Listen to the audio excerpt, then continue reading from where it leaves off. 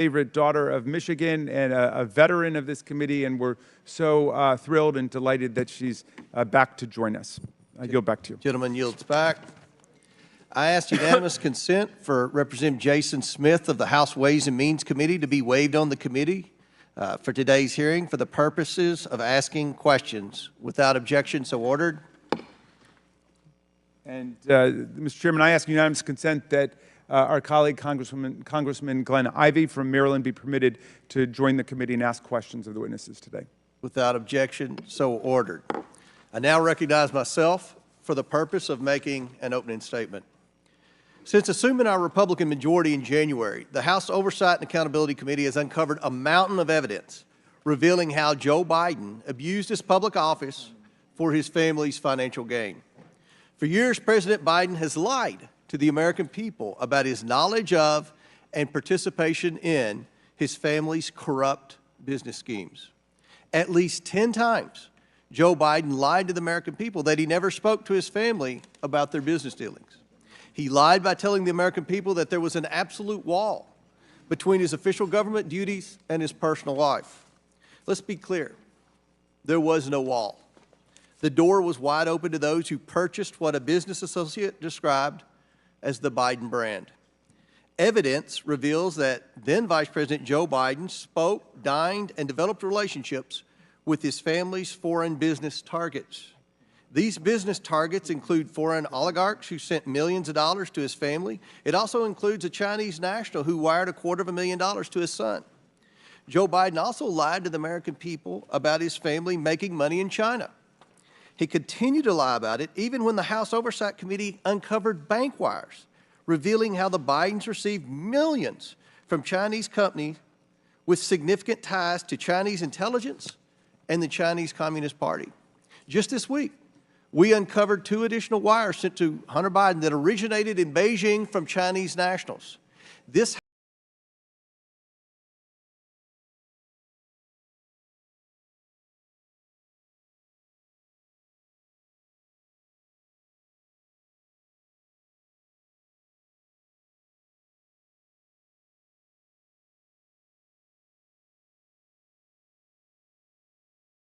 between 2014 and 2019.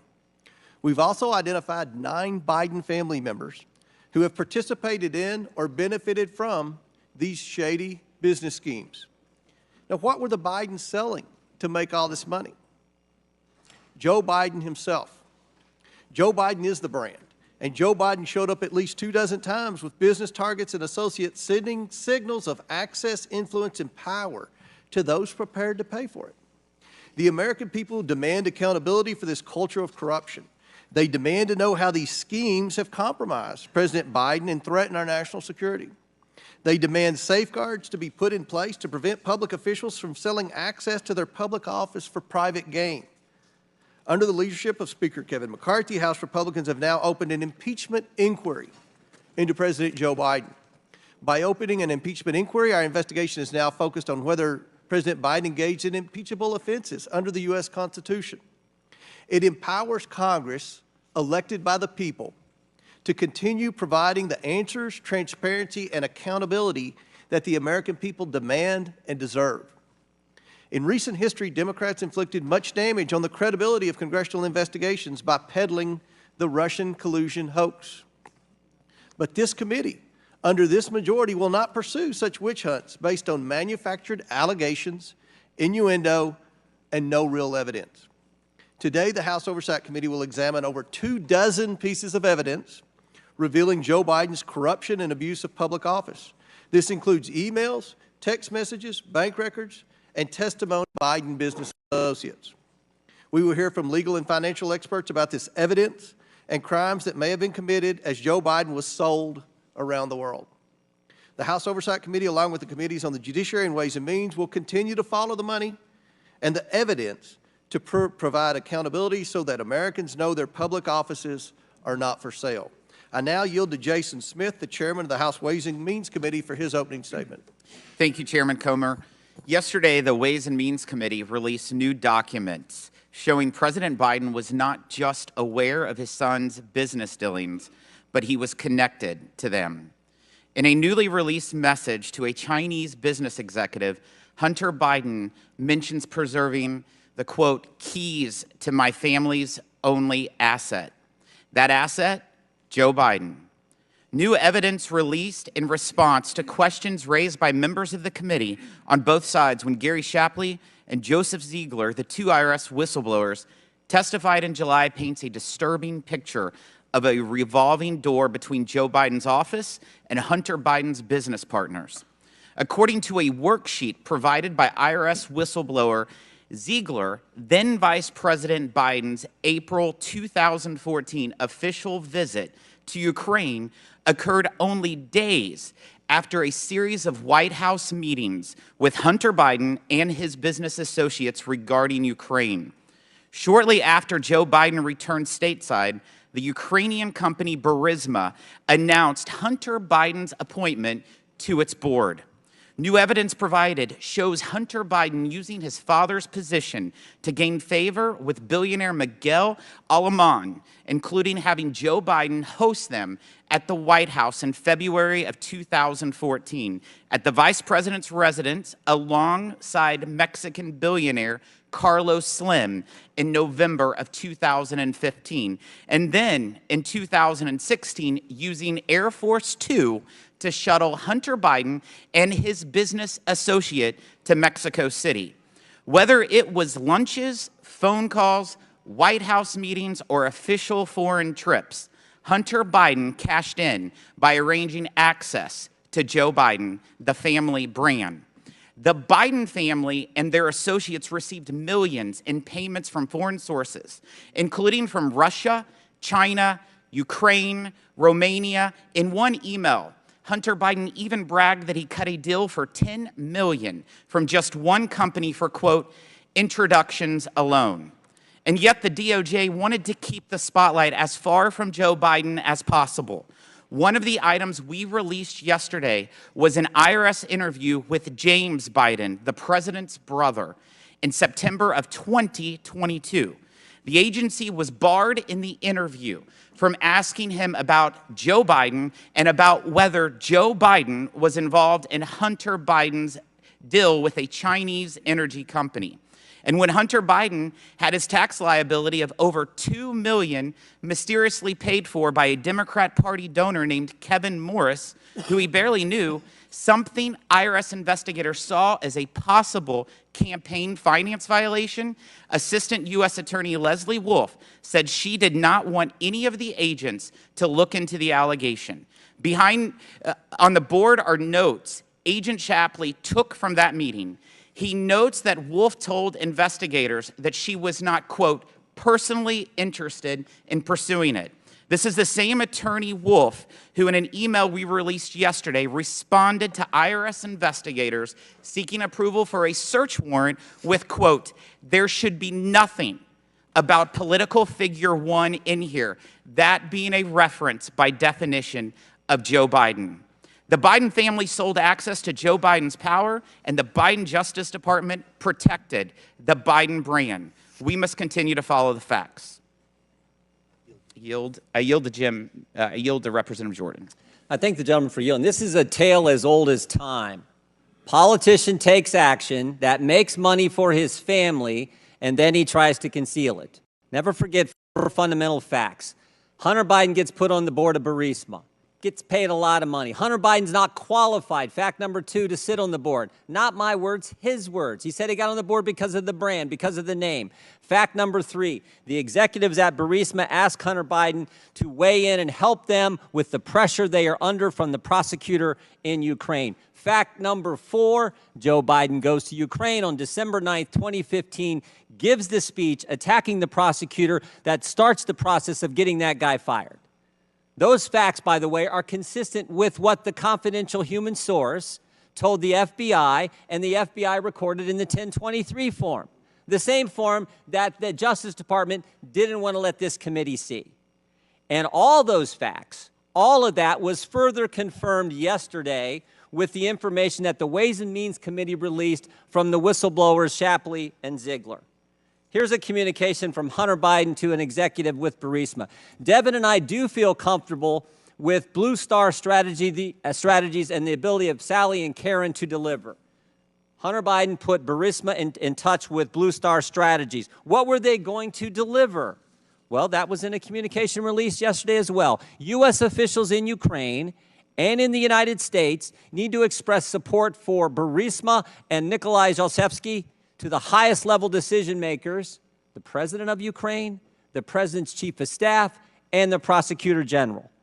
That's what they were going to deliver. And were they successful? The Interior Minister confirmed that Zlochevsky is no longer wanted. We won in less than a year communications between the folks at Blue Star and Eric Sherwin, who was Hunter Biden's business partner. Awesome work. Congratulations to you guys. Those are the communications. That's what they got done. And remember, when this happens in October 2016, when the pressure is taken off, the case is dropped against Zlochevsky, this is the second prosecutor. Joe Biden fired the first one. The second prosecutor comes in, drops the charges. That's exactly what they wanted done. And the final step is the Biden Justice Department tries to sweep it all under the rug.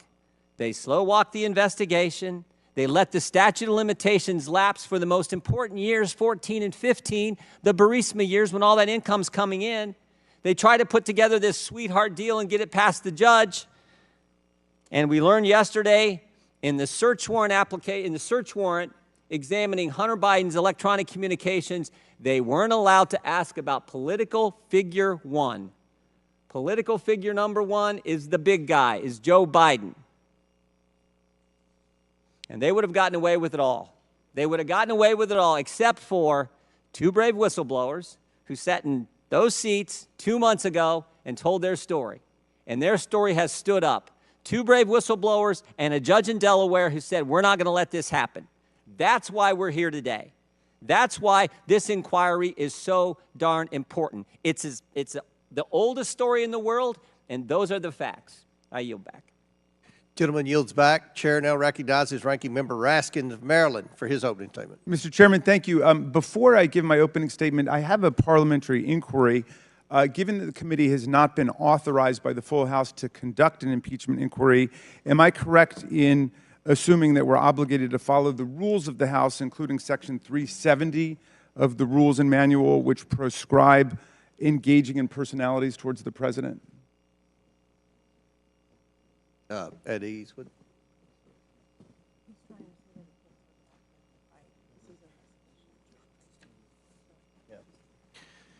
Well, considering this is an investigation of Joe Biden, I assume that his name's going to come up. Right, but the House has not authorized us as an impeachment inquiry, so we're just operating with the general rules. And I think saying that the President lied is considered engaging in a personality. In fact, Section 370 says accusations that the President has committed a crime or even that the President has done something illegal are unparliamentary. And we're operating with the general rules of the House because the House has not authorized. The Speaker of the House has authorized the impeachment inquiry. It has been authorized.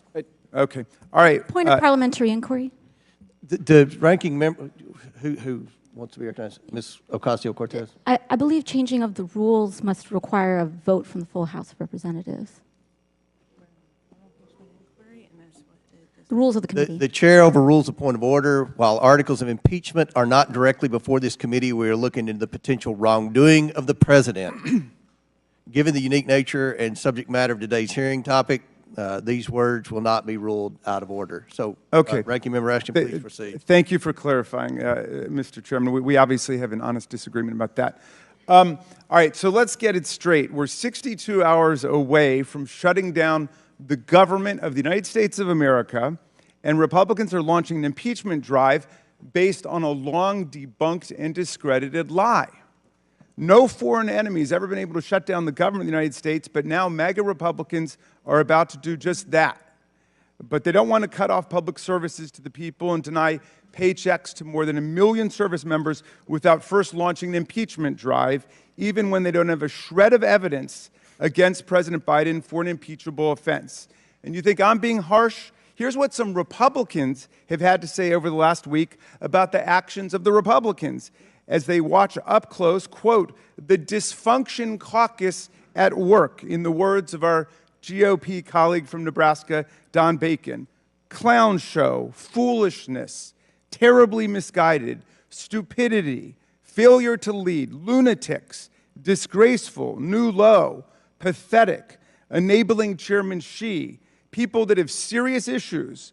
Those folks don't have a plan, show just how broken they are, and individuals that just want to burn the whole place down. Now, if I said any of these things, they'd probably take my words down, but these are Republicans talking about Republicans. So let's be clear. This isn't partisan warfare America's seeing today. It is chaotic infighting between Republicans and Republicans. It's MAGA versus extreme MAGA, as if anybody in the real world could tell the difference between the two. What a staggering failure of leadership. Speaker McCarthy's invertebrate appeasement of the most fanatical elements of his conference now threatens the well-being of every American. Now, some people think the members of the GOP caucus aren't interested in anything logical. They just want to see the world burn, as Alfred Pennyworth put it in The Dark Knight.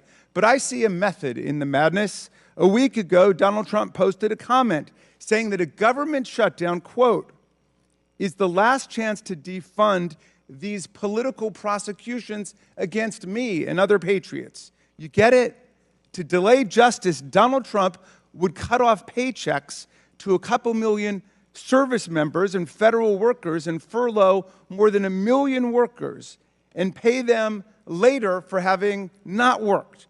They would halt food assistance to millions of moms and kids and keep NIH in my district from enrolling any more patients in life and death clinical research trials. Trump's convinced that if we shut the government down, his 4 criminal prosecutions on 91 different felony and misdemeanor charges will be defunded and delayed long enough to keep him from having to go before a jury of his peers before the 2024 election. And like flying monkeys on a mission for the Wicked Witch of the West, Trump's followers in the House now carry his messages out to the world: shut down the government, shut down the prosecutions. But the cult master has another command for his followers, which brings us here today. On August 27th, he posted this edict: either impeach the bum or fade into oblivion. They did it to us.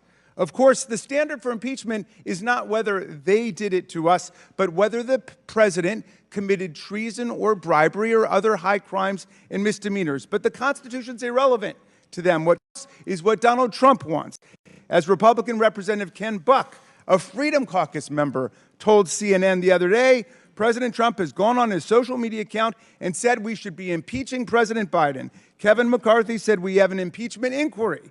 You draw the conclusion, directly or indirectly, this impeachment inquiry was a result of President Trump's pressure. So we move from a Trump-ordered government shutdown to a Trump-ordered impeachment process, and yet back in the reality-based world, the majority sits completely empty-handed with no evidence of any presidential wrongdoing, no smoking gun, no smoke. In fact, we have had to slide awkwardly into a House impeachment process without the benefit of the floor vote that Speaker McCarthy insisted was absolutely imperative and necessary when Donald Trump was impeached. In fact, they went to the Department of Justice and they got an OLC opinion saying, quote, no committee may undertake the momentous move from legislative oversight to impeachment without the delegation by the full House of such authority. OLC opinion, January 19th,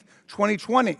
And that's why the House voted in the case of Donald Trump, but that's exactly what has not happened here because they don't have the votes, because dozens of Republicans recognize what a futile and absurd process this is.